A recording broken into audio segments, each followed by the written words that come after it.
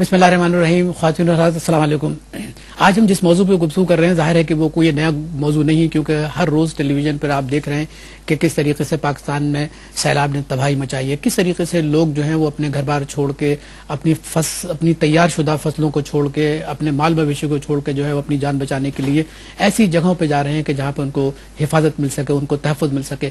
لیکن اس کے باوجود بھی آپ دیکھتے ہیں کہ اتنے گہرے معاشی اور نفسیاتی مسائل پیدا ہو رہے ہیں ان علاقوں میں جہاں پر یہ پناہ گزین موجود ہیں کہ اس کے بارے میں اگر ہم گفتگو کریں تو اس میں میرا خیال ہے کہ پورے 4-5 گھنٹے لگ جائیں گے. لیکن ہم اختصار کے اس موضوع پہ گفتگو کریں گے کہ آخر وہ سیلاب زدگان جو مختلف جگہ پر پناہ گزین ہیں ان کے نفسیاتی مسائل کیا ہیں. اس وقت 35 لاکھ بچے جو ہیں یہ مختلف بیماریوں میں جو ہیں مبتلا ہو چکے ہیں، اور تقریباً 40,000 کے قریب عورتیں ایسی ہیں کہ جو ایسی بیماریوں میں مبتلا ہو چکی ہیں جن کے پاس ڈائریا شامل ہے. اس کے بعد یہ ہے کہ کچھ ایسی بیماری ہے کہ مستقل جو ہے نا ان کو بخار رہتا ہے. یہ ساری چیزیں جو ہیں یہ ان کیمپوں میں ہیں کہ جہاں پہ یہ پناہ گزین موجود ہیں. اس کے علاوہ جو سب سے بڑا اہم مسئلہ ان سیلاب زدگان کو درپیش ہے وہ کھانے کا مسئلہ ہے. ان کے پاس کھانے کو کچھ بھی نہیں ہے. 5 بچے ابھی گزشتہ روز پنجاب کے کسی کیمپ میں جو ہے صرف بھوک اور افلاس کی وجہ سے جو ہے جاں بحق ہو گئے. اس کے بعد مرنے والوں کی تعداد بہت زیادہ ہے. بلوچستان میں بھی ایسے مسئلے پیش ہوئے کہ کئی عورتیں بیچارے بہت دور تک اس کیمپ کی جانب رواں دواں تھی کہ جہاں ان کو امید تھی کہ ان کو خوراک مل جائے گی، لیکن نہیں مل سکے. راستے میں انہوں نے دم توڑ دیا. یہ بڑی ایک ایسی صورت حال سے ہم دوچار ہیں کہ ہم اس کو اگر ہم بتائیں تو اس کے اندر طویل ایک گفتگو کا موضوع بن جائے گا.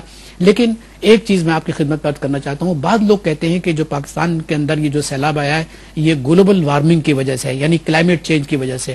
لیکن بعض لوگ کہتے ہیں کہ نہیں، یہ ایسی بات نہیں ہے، کلائمیٹ چینج کا کوئی تعلق نہیں، یہ عذاب ہے. کیونکہ پاکستان کے اندر کرپشن بہت ہے. بڑی سطح پر حکومت جو کر رہے ہیں ان کی سطح پہ اور درمیانی سطح پر کرپشن اتنا ہے کہ غریب لوگوں کی زندگی میں کوئی تبدیلی نہیں آتی. اور میں سمجھتا ہوں کہ میں ان سے بالکل اتفاق کرتا ہوں کہ یہ ایک عذاب کی صورت ہے. لیکن ایک طبقہ اور بھی ہے جو یہ کہتا ہے کہ یہ ناقص منصوبہ بندی ہے. بہت پہلے 4 سال پہلے آپ کو معلوم ہے کہ پاکستان میں ڈراؤٹ تھا، یعنی وہ بارشیں نہیں ہو رہی تھی، خشک سالی تھی، اور لوگ اللہ سے دعا کر رہے تھے کہ کسی طریقے سے بارشیں ہو جائیں. لیکن اس کے باوجود محکمہ موسمیات نے تنبیہ دی تھی کہ وہ سارے بند، وہ سارے ڈیمز جو ہیں کہ جہاں سے پانی رسنے کی امید ہے یا ٹوٹنے کی امید ہے ان کو آپ بنا لیں. لیکن ناقص منصوبہ بندی، اور ظاہر ہے کہ جو سیاستدان ہیں ان کو تو اس بات سے فرصت ہی نہیں ہے کہ وہ لوگوں کے مسائل کی طرف توجہ ہیں. وہ اپنے لیے زندہ رہتے ہیں، ووٹ لے لیتے ہیں. اس کے بعد یہ ہے کہ وہ اپنے ان علاقوں میں جانے کی زحمت بھی گوارا نہیں کرتے کہ جہاں پہ یہ لوگ مصیبت زدہ ہیں. ہم اس پہ بہت زیادہ گفتگو کرتے ہیں، لیکن ہم یہ چاہتے ہیں کہ ہمارے شرکا جو ہیں، جو ہم سے زیادہ قابل ہیں، ہم سے زیادہ سوچ سمجھ رکھتے ہیں، فہم رکھتے ہیں، ادراک رکھتے ہیں، ان سے ہم بات چیت کریں گے کہ آخر وہ کس طریقے سے اس کو سوچ رہے ہیں. کیونکہ یہ ایک ایسی آفت ہے کہ جس کو میں سمجھتا ہوں اتنی آسانی سے پاکستان سے نہیں جائے گی. کرپشن اپنی جگہ، خداوند تعالیٰ کا عذاب اپنی جگہ، ناقص منصوبہ بندی اپنی جگہ. کیونکہ اللہ میاں نے کہا ہے کہ اپنے ذہن کو استعمال کرو.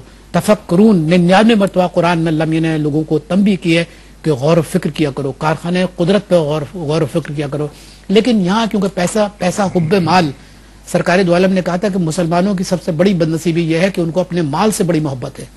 آج یہ ہماری گفتگو کا موضوع ہے کہ ان کیمپوں پہ کیا گزر رہی ہے، ان کے کیا نفسیاتی مسائل ہیں. ہمارے ساتھ شریک گفتگو جناب فاروق معین صاحب، سینئر جرنلسٹ ہیں اور تجزیہ نگار ہیں.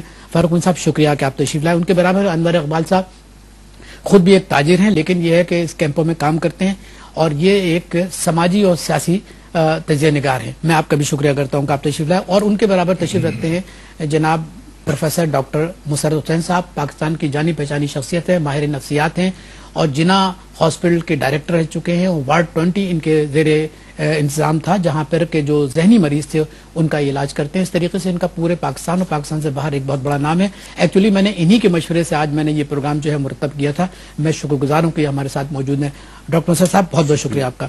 میں پہلے آپ سے ہی شروع کرتا ہوں. ڈاکٹر صاحب یہ بتائیے کہ میں نے یہ بتایا کہ ان کیمپوں میں نفسیاتی مسائل بھی ہیں، غصہ ہے، عورتیں چیخ رہی ہیں، بچے رو رہے ہیں، بلک رہے ہیں، پھر سیاستدانوں کے گریبان پکڑے جا رہے ہیں، ان کے خلاف آوازیں کسی جا رہی ہیں، نعرے بلند کی جا رہے ہیں. آپ کیا دیکھتے ہیں کہ اس سیلاب کی وجہ سے جو ایک نفسیاتی ماحول بن رہا ہے پاکستان کے اندر، اس کو آپ کیسے تجزیہ کریں گے؟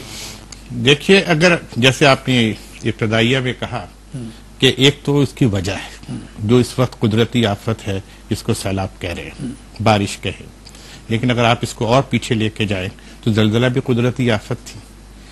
پھر اس کے بعد آپ نے کہا کہ مین میڈ سچویشن ہے یا نیچرل ہے. جی ہاں، 3 تجزیے کیے میں نے. جی تو مین میڈ سچویشن میں اس کا بڑا رول ہے، کیونکہ اگر یہ بند ہوتے، اگر رکاوٹیں ہوتی، رساؤ بہتر ہوتا اور کچے کی آبادی میں لوگوں کو آباد نہ کیا جاتا. لوگ کہتے ہیں کہ شہروں میں لینڈ مافیا ہے، دریاؤں کے کنارے پہ بھی تو لینڈ مافیا ہے، جنگلوں میں لینڈ مافیا ہے، اور وہ سوال صرف شکل دوسری ہے، استعمال زمین ہی کا ہے. تیسری جو بات آتی ہے کہ وہ لوگ وہاں سے ڈسپلیس ہوئے ہیں، انٹرنلی ڈسپلیس پرسنز، ان کی ذہنی کیفیت کیا ہوگی؟ ان کی ذہنی کیفیت ان تمام لوگوں، ان تمام اداروں کے خلاف ہوگی جو کہ اس چیز کے روکنے میں کوئی رول ادا کر سکتے تھے، اور اب ان اداروں پر بھی ہوگی جو اس سلسلے میں ان کی مدد کرنے میں ناکام رہیں گے. اچھا، اب آپ آئیے کہ اس پہ نفسیاتی پہلو کیا ہے. جسم کو اور ذہن کو اور دماغ کو علیحدہ نہیں کیا جا سکتا.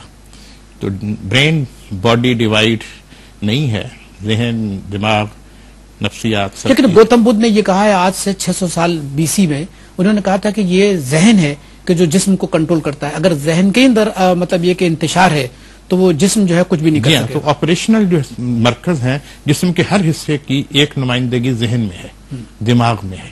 پھر دماغ کے بھی دو حصے ہیں، ایک وہ جو نظر آتا ہے اور ایک جو نظر نہیں آتا.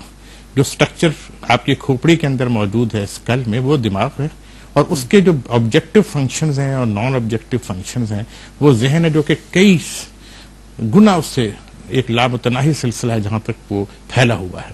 اور وقت ضرورت ایک ایک یاد پرانی یہ ہوگا کہ جہاں یہ سیلاب آیا ہے وہ میجورٹی شہر نہیں بڑے، کچھ NWFP میں ہوا ہے، لیکن باقی جگہ کھلے علاقہ تھا جو کہ دریا کے ساتھ تھا.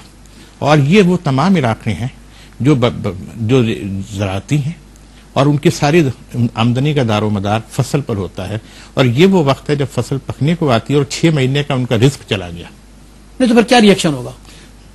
یہ لوگ لوٹ مار، افراتفری، اسٹیٹ کے خلاف نفرت، اسٹیٹ کے خلاف نفرت ہوگی، جو سیاستدانوں کے خلاف نفرت، سیاستدانوں کے خلاف. وہ لوگ جو خوشحال ہیں، میں تو کہتا ہوں سب سے زیادہ نفرت انہیں وڈیروں اور جاگیرداروں کے خلاف ہوگی جن کے حلقے میں یا جن کے علاقے میں وہ آباد تھے، اور پھر انہیں کو ووٹ دیتے ہیں وہ. اب دیکھیے اس دفعہ کیا ہوگا. اچھا فاروق مین صاحب، یہ بتائیے، آپ ماشاءاللہ اتنے زمانے سے 30 سال ہو گئے آپ کو لکھتے ہوئے، آپ PPI کے چیف ایڈیٹر بھی ہیں، آپ کس طریقے سے اس منظر کو دیکھ رہے ہیں؟ کیا آپ سمجھ